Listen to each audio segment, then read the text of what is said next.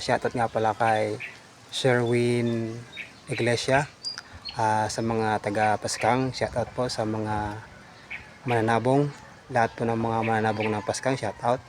At kay Bino Norte, shoutout. Sa mga kamasters, thank you. Sa mga kamasters, ngayon po mga kamasters, dito naman po tayo ngayon sa rooftop, kung saan po mga kamasters maglilinis po tayo ng tiles.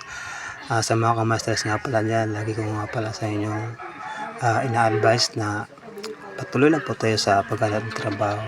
Gaya ng sabi ko sa inyo, panatilin lang na okay at maayos ang ating trabaho para po kahit ano pong trabaho na kaya nating gawin at nasa maayos na paggawa, siyempre lahat po ng mga boss kukunin at kukunin ka. Sa mga kamasters, lagi ko pong pinapayo na kahit po hindi naman po tayo mabilis magtrabaho, at least quality na malinis na pagkagawa. Kaya sa mga kamasters, lagi ko po sa inyo ina-advise na mag-ayos lang po tayo sa trabaho, panatilin lang po natin ng okay lagi para hindi po sila sa atin tawag ba yan,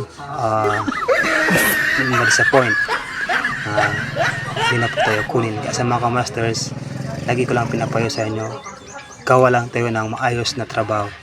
At yun lamang po mga kamasters. Thank you.